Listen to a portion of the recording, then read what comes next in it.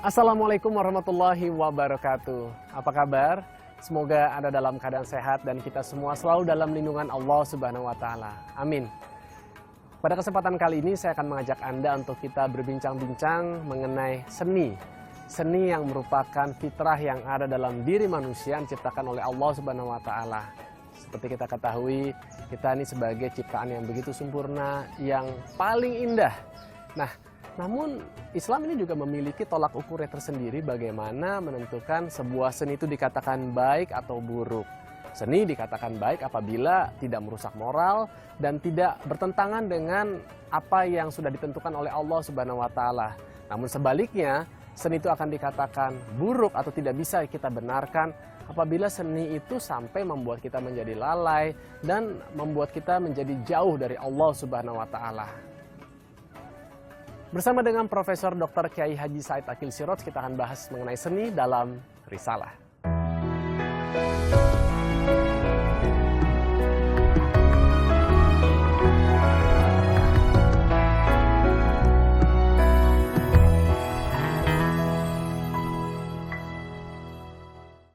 Assalamualaikum warahmatullahi wabarakatuh, Pak Kiai. Assalamualaikum warahmatullahi. Pak Kiai, kali ini kita mau membahas seputar seni, Pak Kiai. Apa sih definisi seni dari kacamata Islam? Definisi seni menurut perspektif Islam adalah ibda'u jamalil insan, yaitu kreativitas manusia yang melahirkan keindahan yang sangat positif. Itu seni. Di antara nama Allah adalah Badi'us Samawati wal Ardh. Dia adalah pencipta alam semesta, langit dan bumi dengan penuh keindahan. Maka kata Al-Badi' itu bukan hanya sekedar mencipta, tapi mencipta dengan penuh keindahan. Maka seni itu tolok ukur martabat budaya bangsa bisa kita lihat dari seninya. Dan seni itu sangat berpengaruh, sangat mempengaruhi terhadap kejiwaan manusia. Banyak sekali di antara kita orang Islam mendengarkan ayat Quran belum luluh. Lalu sudah ada kisahnya orang bakhil nanti masuk neraka, ada kisah yatim piatu dan seterusnya lah ya. Kisah sorga, kisah neraka. Tapi ketika mendengarkan ungkapan itu dijadikan lirik syair, apalagi ada alat musiknya, banyak sekali orang yang hatinya kemudian lembut, halus, luluh ya, tersentuh melalui suara seni itu. Yang tadinya ketika mendengarkan ayat Quran belum tersentuh. Jadi secara psikologis ini, kita lihat dari secara psikologis, tidak dilihat dari pahala atau tidak pahala. Jelas dong kalau baca Quran, sudah membatangkan lu atau enggak lu dapat pahala. Ya. Ada pengaruhnya atau enggak ada pengaruhnya, tetap dapat pahala baca Quran, ibadah. Tapi kalau dilihat dari secara psikologis, banyak sekali orang yang membaca Al-Quran atau mendengarkan baca Al-Quran, hatinya belum tersentuh. Tapi ketika mendengarkan misalkan lagu ratapan anak yatim piatu atau ratapan si miskin, hatinya langsung. Itu artinya apa? Artinya dalam diri manusia ada ibda'ul khair. Ada sebuah keindahan yang sangat positif dalam diri manusia ini, yang tidak dimiliki oleh makhluk lain.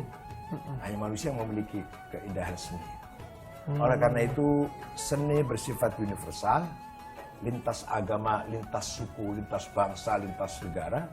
Seni juga bersifat abadi, tidak ada habisnya sampai bersama dengan habisnya alam dunia ini. Dan seni juga merupakan motivasi yang bisa mencerdaskan manusia atau sebuah bangsa. Semakin cerdas, maka semakin banyak kreasinya. Dalam agama Islam sendiri banyak sekali menyumbang kemajuan-kemajuan seni. Contoh, kaligrafi. Dengan adanya kaligrafi, apalagi khotnya yang sangat indah, pakai khot kufi atau khot naskhi, kemudian dipasang atau untuk menghiasi sebuah bangunan masjid, luar biasa indahnya. Saya pernah beberapa ibu kota negara Islam saya kunjungi, Maroko, itu bagus sekali, keindahan Masjid Hasan, kemudian Suriah, dan Spanyol. di Andalus Spanyol. Itu hotel-hotel pun masih ada peninggalan-peninggalan kaligrafi seni Islam. Jadi ada kaligrafi bunga-bunga, di tengahnya ada bunyi La ghaliba illallah. Tidak ada yang menang kecuali Allah. Itu ada di hotel-hotel Di Spanyol. di Hambra dan di Cordova. Hotelnya masih seperti itu. Jadi mereka melestarikan hasil karya seninya orang Islam. Selain kaligrafi, apalagi sih seni-seni itu? Oh ya, seni syair, seni suara, bahkan alat musik. Orang Arab terkenal sebelum adanya Islam, sebelum datang agama Islam. Orang Arab dalam akidah, dalam akhlak jahiliyah. Tapi terkenal banyak sekali para penyair, para pujangga. Banyak sekali waktu zaman jahiliyah pun. Bahkan di setiap ada pasar malam, pas musim haji, ada lomba baca puisi atau baca syair yang nanti menang digantung di Ka'bah. Si syairnya itu digantung di Ka'bah. Ya. Saya pikir si penyair tadi. Ditulis digantung di Ka'bah. Maka terkenal ada 7 penyair, 7 pujangga yang sangat indah syairnya sebelum datang agama Islam. Antara lain Umayyah bin Abi Salat, Zuhair bin Abi Salma, Hus al-Ayadi, Antar al-Absi, dan lain-lain. Ada 7 orang. Dia terkenal dengan Asy-Syu'ara al-Mu'allaqat fil Ka'bah, para penyair, para pujangga yang syairnya atau karya seninya diabadikan, digantung di Ka'bah. Kita masih bisa nggak sih melihat peninggalan mereka juga itu Masih? saat ini? Masih. Sekarang sudah merupakan tulisan dong, jadi buku. Nah, setelah datang agama Islam, justru agama Islam memperkuat itu lagi. Malah tidak ada di Quran nama surat yang mengandung arti profesi kecuali itu, Asy-Syu'ara. Judul nama surat Quran itu namanya Asy-Syu'ara, para penyair. Coba, lain surat nggak ada yang namanya menunjukkan profesi. Iya. Al-Baqarah sapi, Al-Maidah makanan, iya. Ali Imran keluarga Imran. Kalau Asy-Syu'ara itu artinya para penyair. Nah, dalam ayat surat Asy-Syu'ara difirmankan, wasyu'ara'u yattabi'umul ghawun alam tara annahum fi kulli wadi yahimun wa annahum yaquluna ma la yaf'alun illa alladhina amanu wa 'amilus shalihati wa dzakarullaha katsiran. Tahukah Muhammad, para pujangga, para penyair itu mereka adalah orang yang punya daya khayalnya yang sangat tinggi, yang mengembara melewati lembah-lembah, jurang-jurang, katanya gitu dalam Al-Quran, dikatakan begitu.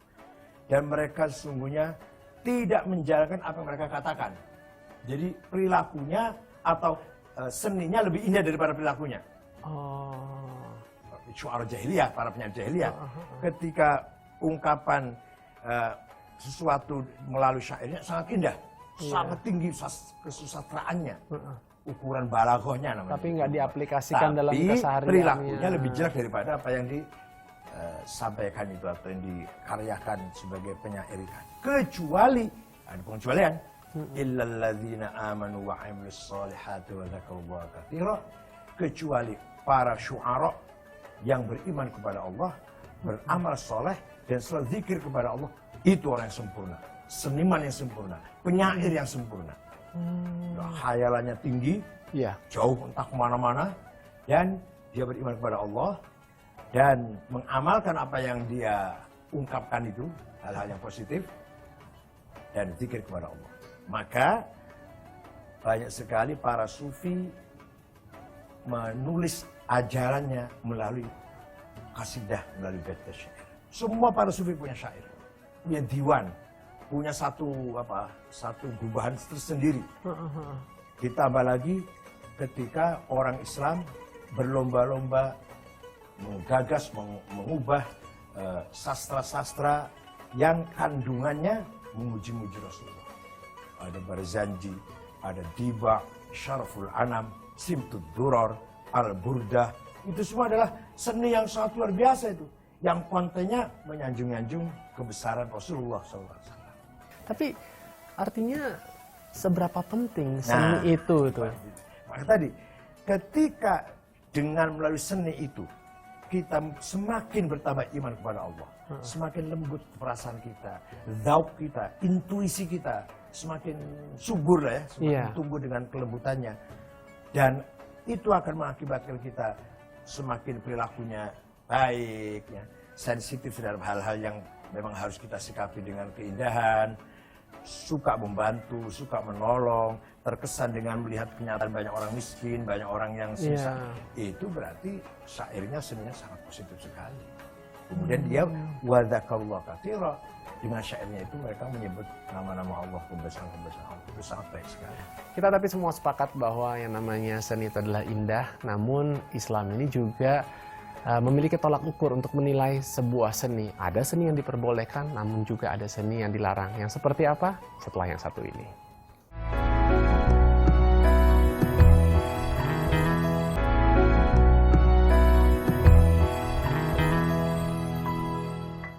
Ya, kita sambung lagi bincang-bincang kita dengan Pak Said Aqil seputar seni.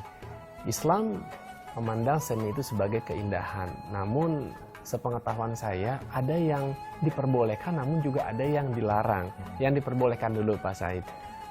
Itu tadi kalau kita lihat dari Al-Quran tadi, yang diperbolehkan adalah seni yang bisa mendorong seorang senimannya itu melakukan hal-hal yang positif. Lebih takwa, ya, lebih beriman kepada Allah, lebih lembut hatinya, lebih lembut hatinya, halus hatinya, halus perasaannya. Kemudian banyak yang mendorong kita zikir kepada Allah. Bahkan para sufi itu banyak sekali dengan menggunakan syair dan lagu.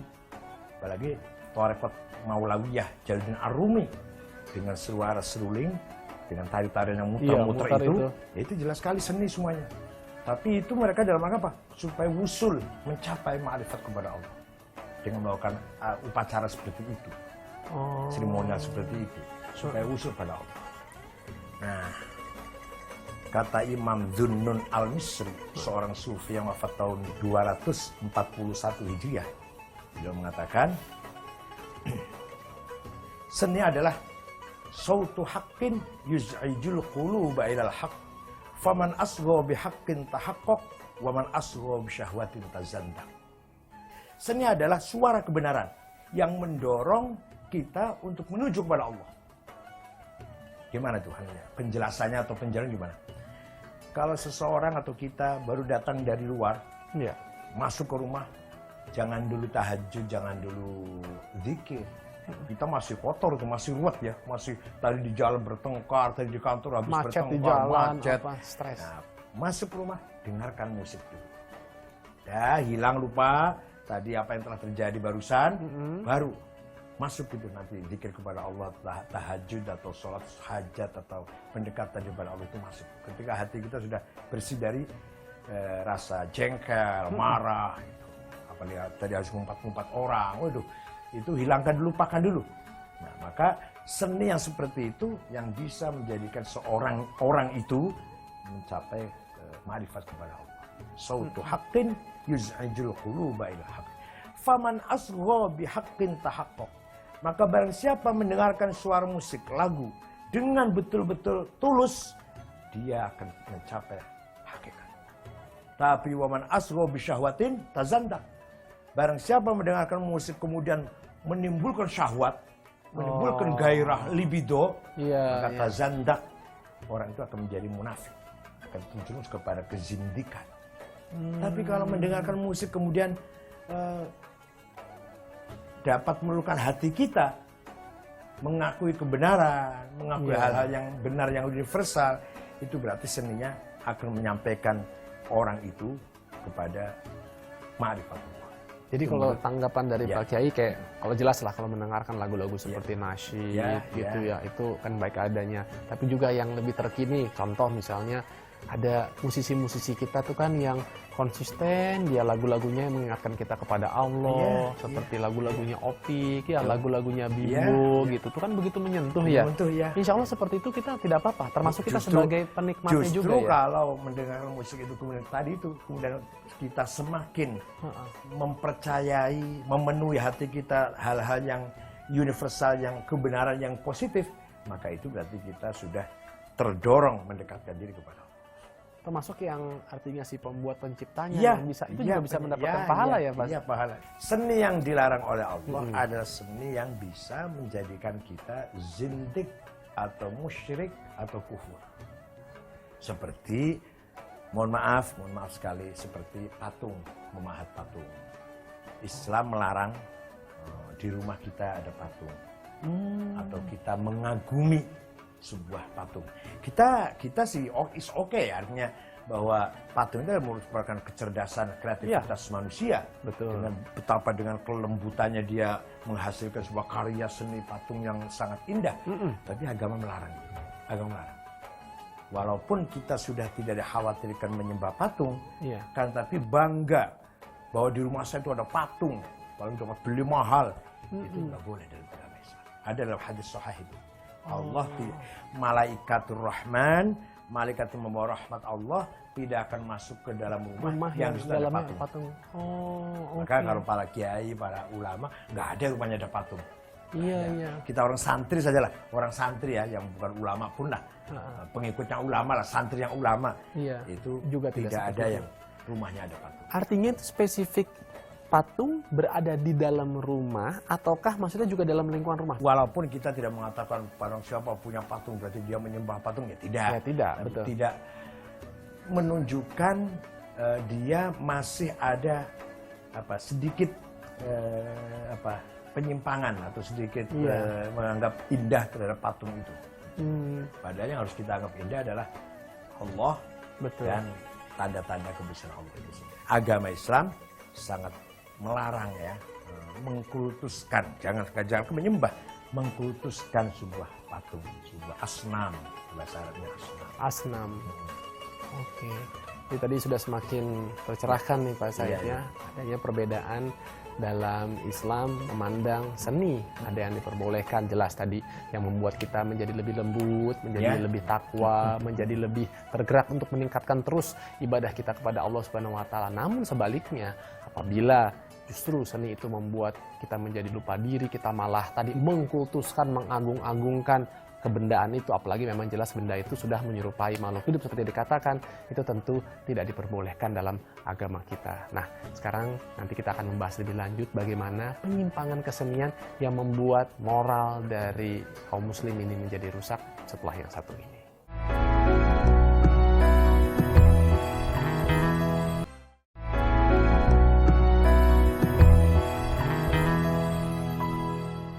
Kita sambung lagi bincang-bincang kita seputar seni, karena memang dalam seni juga masih banyak khilafiyah di dalamnya. Seperti juga nih Pak Said, ada kawan saya berprofesi sebagai seorang fotografer.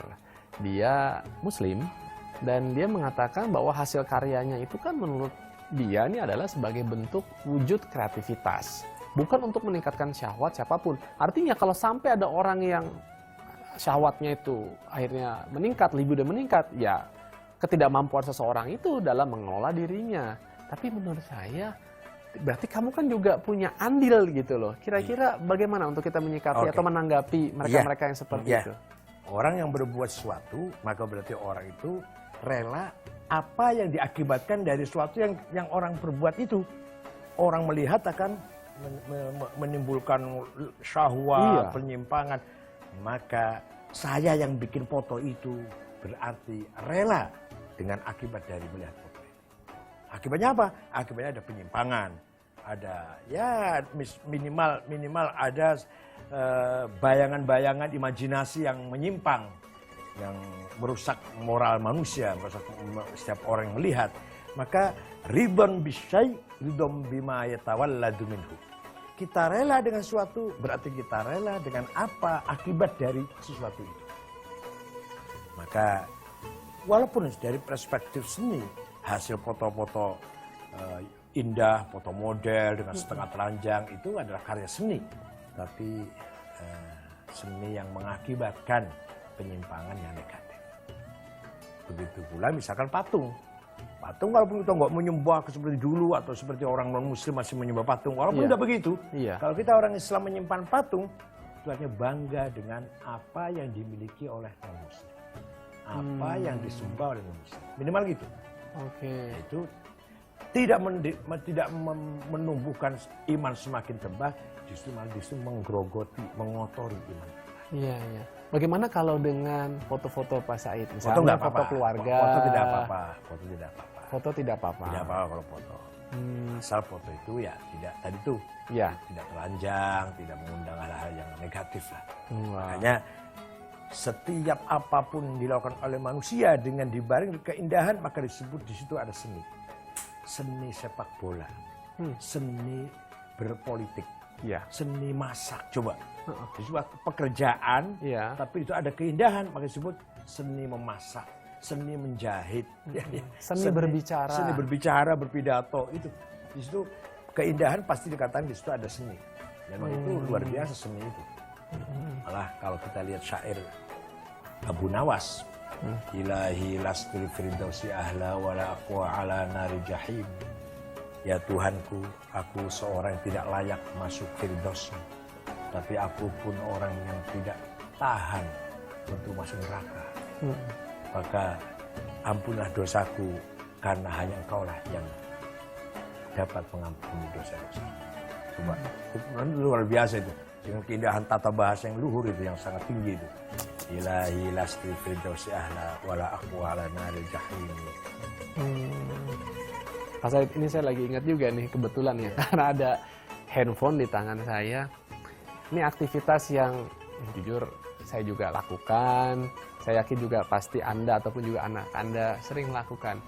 Suka foto diri sendiri, suka narsi atau kadang-kadang foto rame-rame yang kemudian akhirnya ya suka kita bagi, kita share melalui media sosial. Kalau seperti itu sebenarnya diperbolehkan nggak sih ya? Kalau sekedar untuk dikroyat atau untuk kenang-kenang nggak apa-apa. Nggak apa-apa. Nggak apa-apa. Yang nggak diperbolehkan kalau bagaimana Kalau niatannya? ria, apa? Menyombongkan diri. Nih, saya ganteng banget nih, ayo. Nih, saya cantik banget. Tidak timbul rasa ada penyimpangan, ada ria, takabur, egois. Jadi kalau sekedar untuk kenang-kenangan di hari perpisahan, pertemuan yang sangat momentum yang sangat baik, kemudian foto bersama, ya boleh-boleh saja, boleh-boleh saja. Oke, jadi ini bukan kita ketemu ulama besar, ketemu presiden, foto bersama ya boleh-boleh saja. Ya, ketika foto itu untuk menampilkan dirinya hebat, dirinya paling lebih, paling tampan, paling cantik, itu sedikit mengganggu. Karena pengen diketahui temannya siapa, bergaul dengan siapa, levelnya seperti itu. Iya. Jadi sebenarnya intinya ini adalah bagaimana tergantung dari niatan kita. Bagaimana begitu ya. kita seni itu menjadi keindahan hidup kita, yang memberi nilai keindahan dalam hidup kita. Memang kalau tanpa seni hidup kita kering, kontang, tiap hari barangkali marah dan mukanya cemberut terus, itu kan nggak baik. Terus sekali-kali ada nyanyi bersama, mendengarkan lagu, atau dia sendiri bisa menggubah syair, itu kan luar biasa. Seni itu abstrak, bisa kita dengar, bisa kita lihat atau kita pandang, dan bisa kita rasa. Namun sulit untuk diungkapkan dengan kata-kata ataupun bahasa. Seni bisa dikatakan baik atau tidak, tergantung dari niatnya, dari tujuannya, dan dari akhlaknya. Selama seni itu tidak memperdengarkan kata-kata yang tidak senonoh, mempertunjukkan aurat, ataupun juga mempertunjukkan hal-hal yang dilarang oleh agama kita, tentu saya rasa itu baik-baik saja adanya. Namun kembali lagi, mungkin ada di antara kita yang berbeda pandangan seputar seni itu, silahkan saja. Namun janganlah kita saling menyalahkan, saling membenarkan diri kita sendiri. Hendaknya marilah kita merapatkan barisan, hargailah setiap perbedaan-perbedaan tersebut. Karena pada hakikatnya seni itu adalah keindahan, dan keindahan itu merupakan kesempurnaan, keesaan, dan kebesaran dari Allah Subhanahu wa Ta'ala. Manusia diciptakan oleh Allah dengan begitu indahnya dan juga mencintai yang namanya keindahan. Semoga Allah Subhanahu wa Ta'ala selalu memberikan hidayah demi hidayah kepada kita semua. Kita jumpa lagi di episode mendatang dengan tema yang tidak kalah menariknya, tentunya masih dalam risalah Informasi Islami Jiwa Muslimin Sejati. Wassalamualaikum warahmatullahi wabarakatuh.